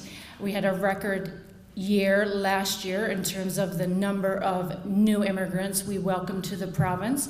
So the trend is going up, and we want that trend to continue. We want to attract more immigrants to the province, but we also want to retain more immigrants in this province. Again, our retention rate is going up, but there's certainly still more work to do. And we at the Nova Scotia Office of Immigration fund different organizations around this province to provide programs and services to newcomers and their families to help them integrate, settle, and be successful in this province. This is a map that shows different organizations around the province that do provide services to newcomers, and we fund some of those organizations to provide programs and services. In terms of the Nova Scotia Nominee Program, we currently, as you have already been informed earlier in the night, we have different streams. The ones that I'm going to focus on tonight are the top three: skilled worker, Nova Scotia experience, and international graduate, entrepreneur. There's no fees to apply to our program. However, when you are applying for your permanent residency, the second step in the process, you will incur your application processing fee, your permanent residence fee if you are granted permanent residence. There could be other costs as part of your permanent residency application to federal immigration. So a key element of the skilled worker stream is that the individual has to have a permanent full-time job offer from a Nova Scotia employer. So that's key. Another key requirement is that the individual who's applying to the skilled worker stream must have at least 1 year of work experience. So for an international grad who has a permanent full-time job offer from a Nova Scotia employer, maybe has only been with that employer for 4 months since graduating, if the international grad actually had work experience during studies, like co-ops or work terms, paid work experience, that work experience would be considered for the skilled worker stream.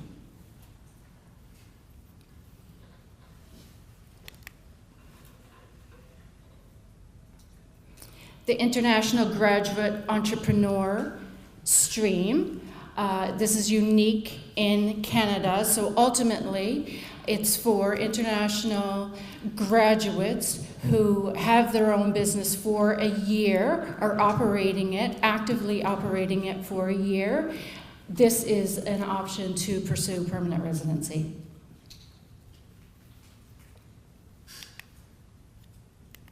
Did we miss? Nova Scotia experience is not up there. So with Nova Scotia experience, an international graduate does not have to have a job offer in order to apply. However, the individual does need skilled work experience in Nova Scotia. So work experience in a NOC O, A, or B occupation. So once an individual applies to one of our streams for the Nova Scotia Nominee Program and is approved or nominated, with that nomination, then you apply to federal immigration as a provincial nominee to pursue your permanent residency. So the first step is with us, with the nominee program. If approved, you go on to the next step and apply for permanent residency. The Atlantic Immigration Pilot Program. As I mentioned, it was just launched earlier this year. It's a federal immigration program that the Atlantic Canadian provinces are administering. It means that in addition to our nominee programs, we have more spaces available for immigrants. We have more spaces available. We are able to approve more immigrants to this province, or potential immigrants to this province. It's a new approach to immigration. With the nominee program, it's actually you, the individual, that drives the process. You are the one who applies to our office to the Nova Scotia nominee program. With the Atlantic Immigration Pilot Program, it's actually employer-driven. And there's an increased focus on settlement. So there's an increased role for the employer to help with the integration and settlement of the newcomer and family members. So this is a very simple outline of the process for any employers in the room who are interested in pursuing this opportunity. You would first express your interest to be part of the pilot by submitting a designation application to our office. And if you are approved as a designated employer under the Atlantic Immigration Pilot Program, that means you're eligible to recruit foreign nationals under the pilot. Once designated, then you go and do your required recruitment efforts. You exhaust the local labor market. If you have exhausted the local labor market, cannot find a Canadian or permanent resident to do the job that you have available, then you identify a foreign national to fill that position. Once you do that, then you can submit an endorsement application to our office for consideration, which includes the job offer to the foreign national. It also includes a settlement plan. So as part of the process, the individual will actually contact an immigrant settlement service provider here in the province. And the individual will have a needs assessment done, and out of that will be the production of a settlement plan. And moving forward, that settlement plan will be a guide for the employer and the individual and the family members, a guide moving forward to enhance the settlement of the newcomer and family members, and ultimately retain these individuals, either with that particular employer or at least in the province of Nova Scotia. Once the employer submits an endorsement application to our office, all is okay, all the requirements are met, that endorsement application is approved, then the individual, the endorsed candidate, applies for permanent residency to federal immigration.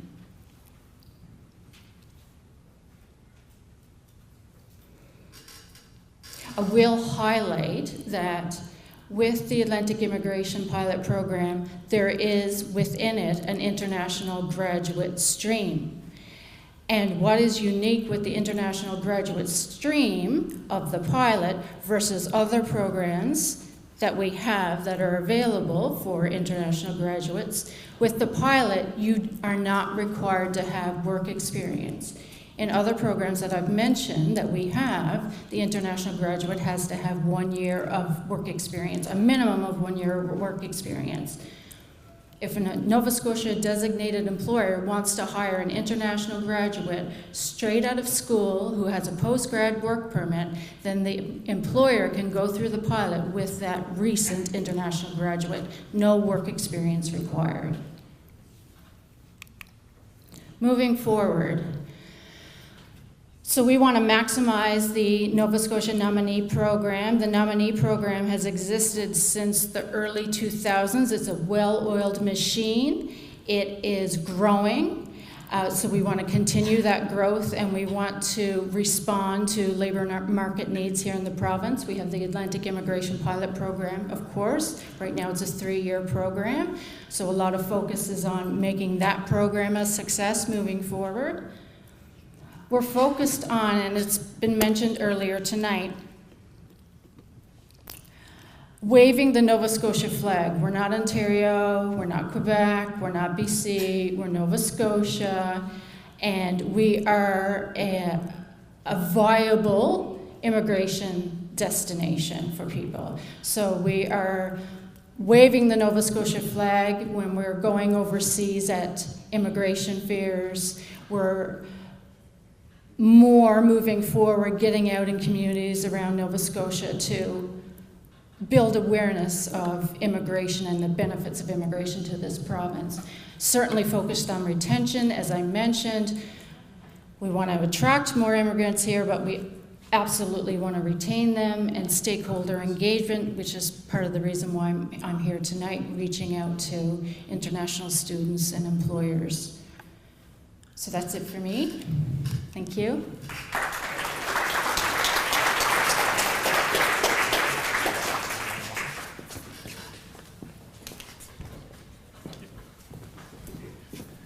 Thank you, Leanne. A few organizations that aren't here this evening presenting, but you should be aware of. Again, we do have the Immigrant Settlement Association of Nova Scotia. Pour ceux qui sont français, il y a le Conseil de développement économique de la Nouvelle-Écosse et aussi Immigration Francophonie. So when you think of organizations in the province, do remember, reach out to the organizations first. It's nice to have friends and families assist, but there are organizations out there to assist you. Our next speaker is with the federal government, and he's here on behalf of the Immigration, Refugee, and Citizenship Canada and support for overseas recruitment. And he'll talk about options for hiring temporary foreign workers and support for permanent residency. Sean Morency, and he is an employer liaison office, sorry.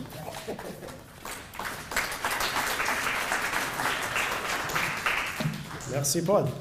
Et bien sûr, c'est un service du gouvernement fédéral, alors si vous voulez poser vos questions plus tard en français, soyez libre.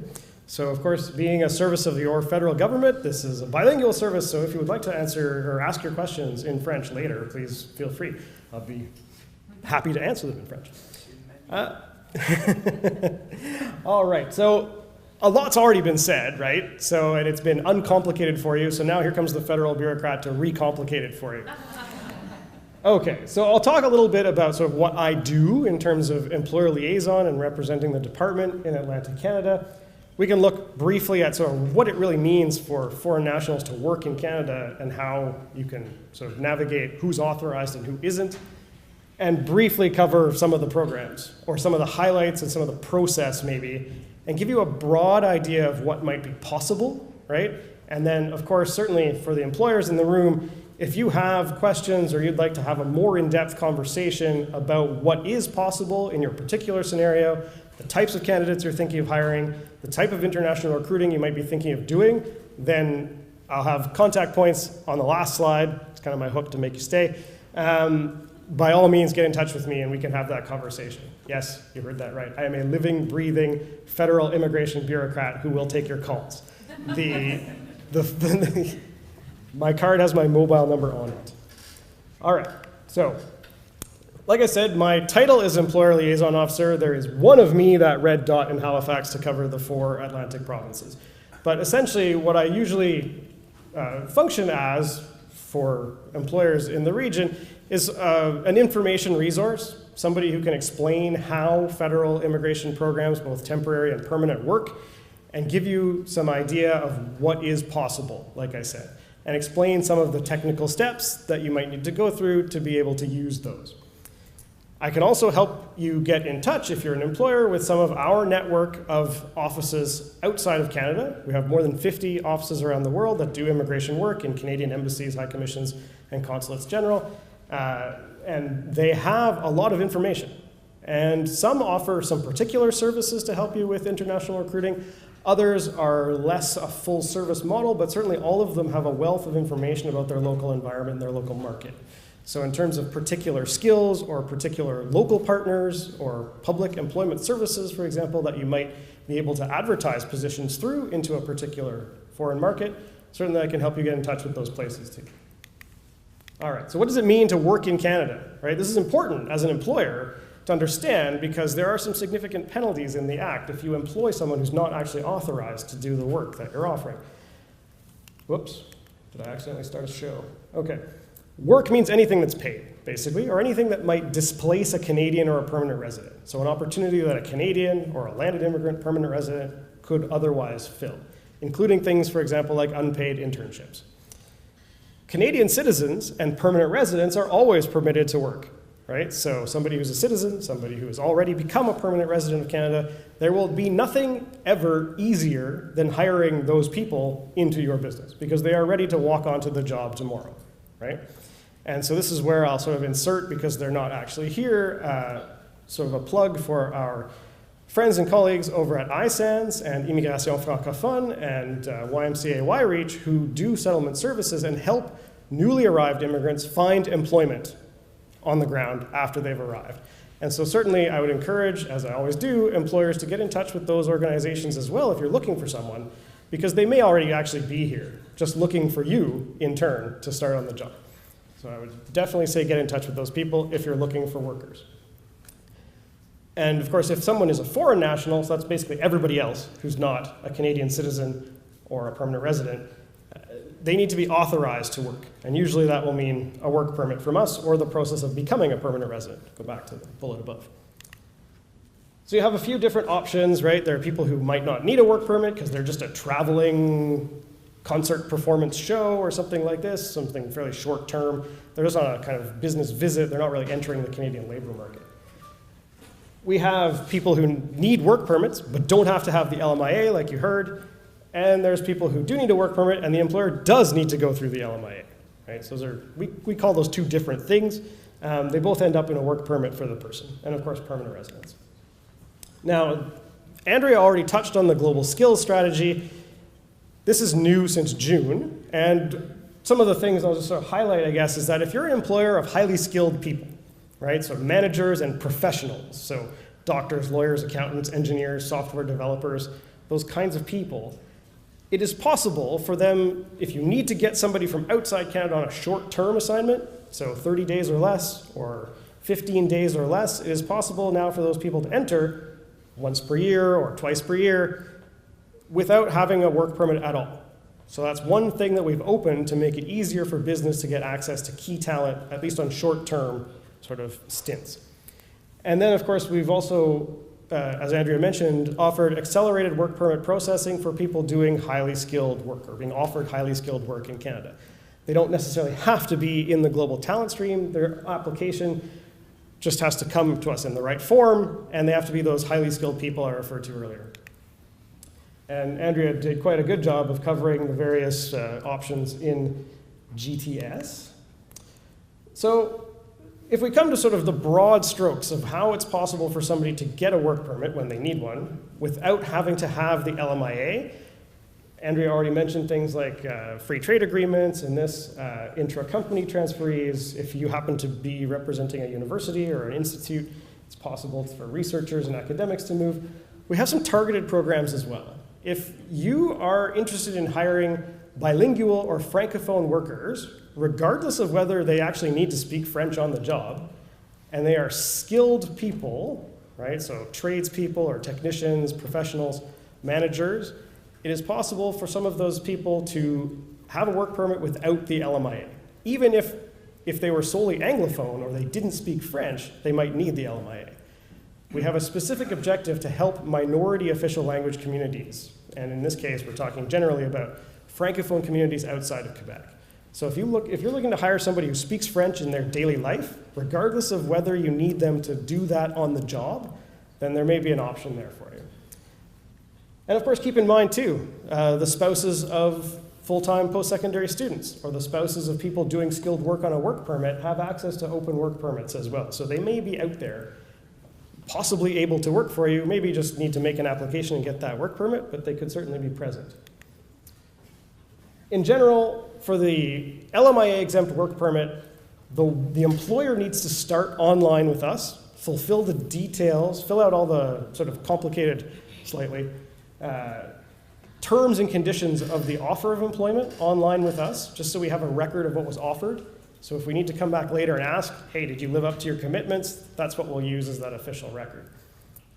Once that's done, the employer pays a $230 compliance fee, and then the person can make their application for the work permit wherever they are permitted to do so.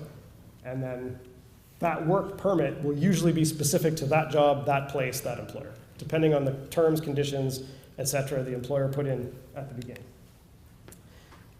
The temporary foreign worker program is the one where it's mandatory for the employer to get that labor market impact assessment done.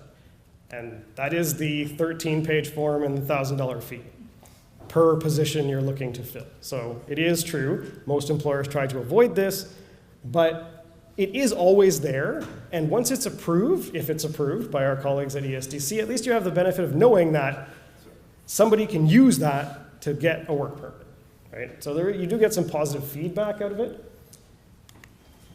And there's any number of different streams, some of them based on specific industries like agriculture or caregiving, or they divide between higher and lower wages, where there are different employer responsibilities. Andrea mentioned the transition plan. Somebody in a lower wage stream, the employer has more obligations, like paying for their transportation costs and making sure they can have affordable accommodation. Generally speaking, the employer starts the process, applies for the LMIA. If that's approved, that's when the worker is then able to make their application for the work permit, wherever that might be. And then the work permit will always be specific to that job and that employer, right? Based on the terms and conditions that the employer used when they applied for the LMIA. So that's the sort of anchor in the labor context. Sort of wrapping up the employer responsibilities and compliance duties, right? Like I mentioned earlier, employers have an obligation under the legislation to make sure that the people they are hiring or that they're offering work to are authorized to do that work, right? So usually you'll ask somebody, do you have a work permit? Okay, if you have a work permit, does it authorize you to work for me? Does it authorize you to work for me doing this job in this place? Because it is that specific. It doesn't have to be that specific, but if it is, then those are conditions that have legal force. And then, of course, comply with all of the applicable laws. Make sure you live up to the offer you made, right? In terms of the details you put into the LMIA application or into our online portal that records the offer of employment, things like wages, hours, working conditions, right? You need to adhere to. And of course, keep all of the records, because there is a possibility that either our department or ESDC, Service Canada, will come to ask and check for the evidence that you did those things that you promised to do. All right. Well, we've already talked a little bit. It's been mentioned, express entry. This is the sort of points-based, just-in-time, more employer-focused process of becoming a permanent resident in one of our economic categories. It allows us to manage our workload, because you can't just throw an application at us in these categories anymore. The Federal Skilled Worker, the Canadian Experience Class, the Federal Skilled Trades, and part of the provincial nominee programs. We invite you to apply when we're ready to process your application, right? And it allows us, like I said, to manage the workload, and the upshot for you is that because we're not biting off more than we can chew, we can commit to a processing time for that application of 6 months or less from the time it gets to us. Another nice thing is that because it's a new system, we made it all online. So if you apply through Express Entry, you don't have to mail us a giant brick of paper anymore. And we don't have to store it.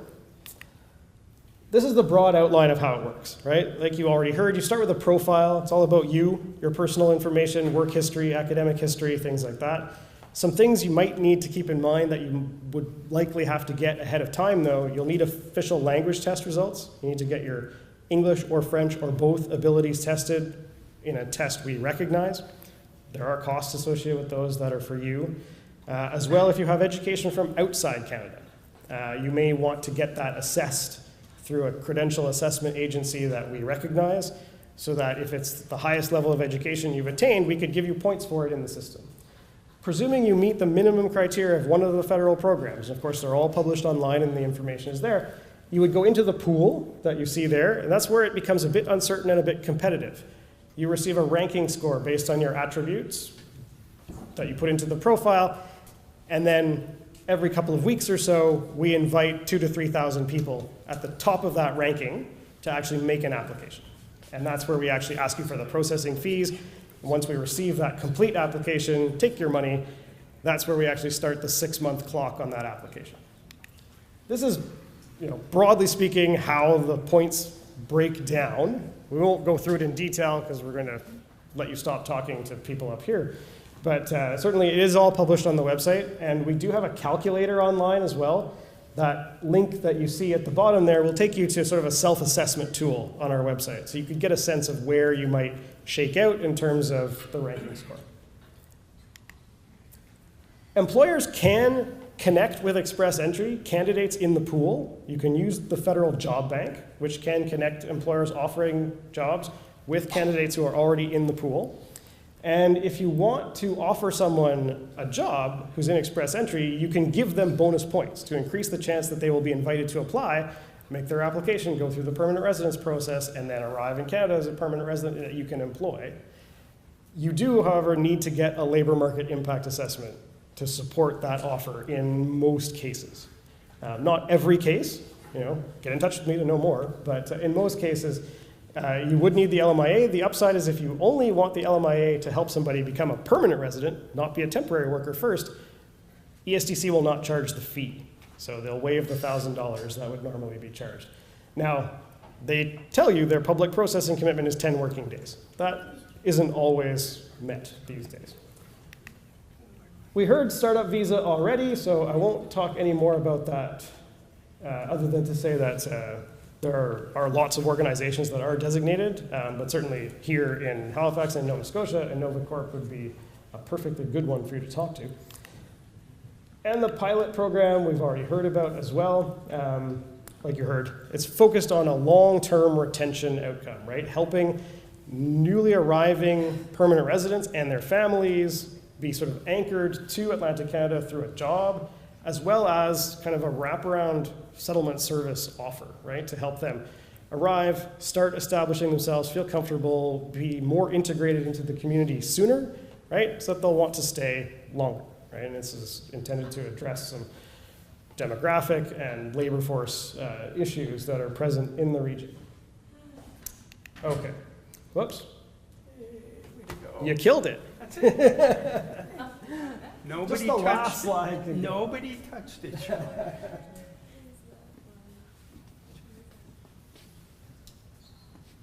I killed it, I guess. That's not you. No, that's Nova Scotia. Too bad. Your time's up anyway. I need to get the last slide. Wrap it up. I promised you an email address. Oh yes, we want the email address for sure. Because otherwise people will call me. There we go. All right. So of course there's our website, right? It is always available. It's always possible to get information, but we know that employers may not be entirely satisfied with just the website and the call center. So that's one of the reasons people like me are now available to you. So that email address there, you can use to get in touch with our whole network. If you're in Atlantic Canada, you'll eventually get in touch with me. It won't be long. Certainly students, if you'd like to jot that down, it's something you might like to give to an employer if they have questions about who can I talk to know if you're actually allowed to work here and to do this job, right? I'm happy to talk to them about those sorts of authorization questions as well. All right, thanks for your time. I will be around to answer your questions and things. Thanks, John, for the opportunity. And yeah, enjoy the rest of your evening and good luck navigating the process. Thank you, Sean. And for those employers that are looking to hire both recent graduates, or co-op students, through the federal government, through Canada Business, we are able to actually identify the various funding programs that are available. So before you actually apply to hire an employee, see if there's maybe wage subsidy programs to assist. Our last speaker, but not before we do the networking, is Robin Webb. She will be talking to you about the Connector program and some of the other immigrant initiatives that are supported by the Halifax Partnership. Just as a quick overview, Mayor Savage did talk a little bit earlier about the Halifax Partnership. It is what we call our Regional Development Authority here in Halifax, and there are sporadic Regional Development Authority agencies across the province, but Robin will be speaking about the Halifax Partnership. Thank you.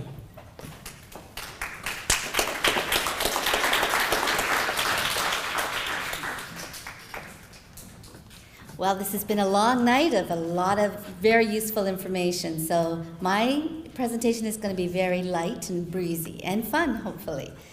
So the Halifax Partnership is the lead economic development organization for Halifax.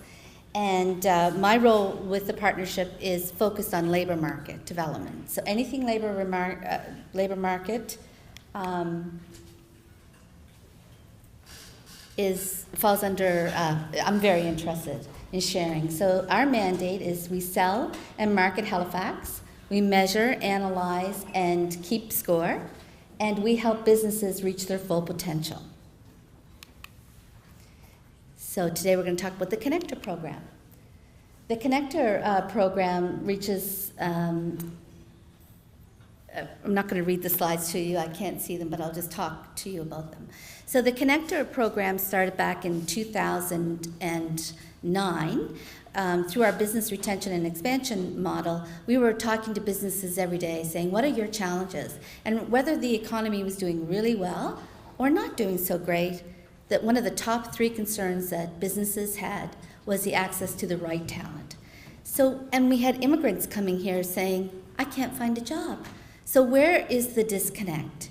It's not always about what you know. It's often about who you know as well. So the Connector program was designed to help immigrants, newcomers, recent grads, international grads, build their business networks in the industries that they hope to find jobs. So this is exactly what the Connector program does, is matches a recent grad, an international grad, or an immigrant with a volunteer from the business community that promises to give 3 referrals, and that helps start to build their network in their industry. Those 3 referrals, again, each of those provide 3 referrals, till eventually there's a nice network that you have in the business community. So when you look at the hidden job market, you're actually aware of that more than if you didn't have that network in that industry. So how it works is just as I explained. If you remember nothing else about the Connector program, remember that it's match, connect, and refer. It's a very light ask for the business community. If any of you here from the business community would like to be volunteers in the Connector program, our ask is very light. It's not a mentorship program. It's just a half-hour conversation, half-hour coffee about about your industry. You're the expert in that industry, and you're very well connected. So we're just asking you to have that conversation with great talent sitting across from you, and then open up your business contacts. So becoming connected, the benefits of this is access to the local talent, increased awareness about your organization and industry, knowing you are opening doors for people and helping them succeed in Halifax. And we talked today many times about, we have an aging population in Nova Scotia. So we really need to take advantage of the recent grads and the international grads that are right here at our doorsteps.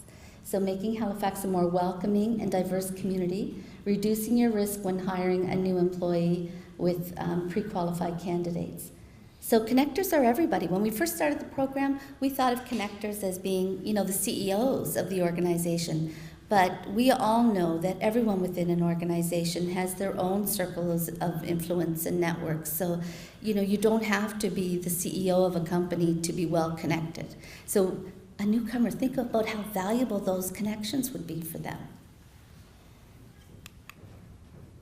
So becoming a connectee, it enhances your networking skills. So that we rely on organizations like ISANS to develop and get the immigrants ready to make their first entrance into the job market. So, but what we do is we help you with networking.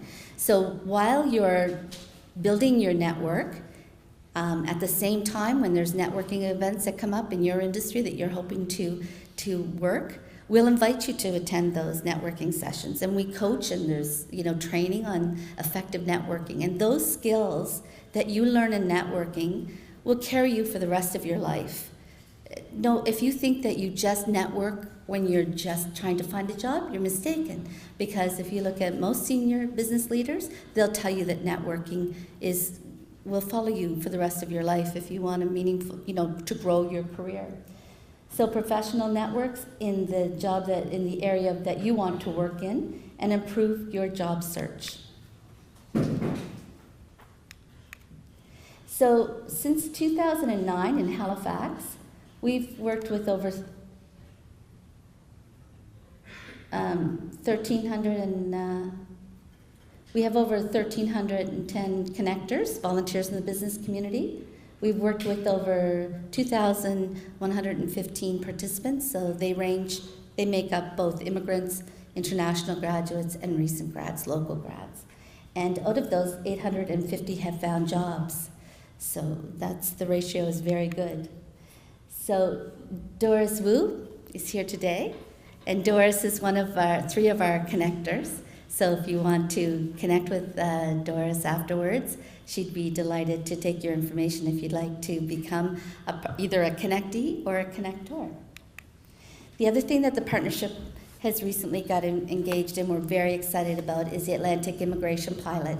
So we have two people working for us, Joe McGuire, he's here today, and Minder Singh, and these two gentlemen are here afterwards as well if you want to learn more about the Atlantic Immigration Pilot. You learned an awful lot today, and all the experts are in the room. So our role at the partnership is to go out and meet with businesses and to determine, to connect them with existing resources that are here, like ISANS and, other the universities and whatnot. But there are times when companies will need to take advantage of a great program like the Atlantic Immigration Pilot, and we connect them to those resources with the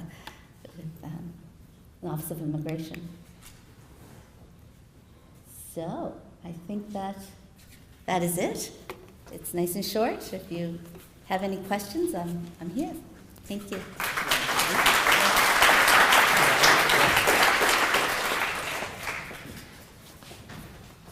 So thank you very much, everyone. But before we go and start to network, I'm just going to ask the presenters, as I say your name, just to speak up. That way, when the participants here this evening are looking for you, they have a good recognition again.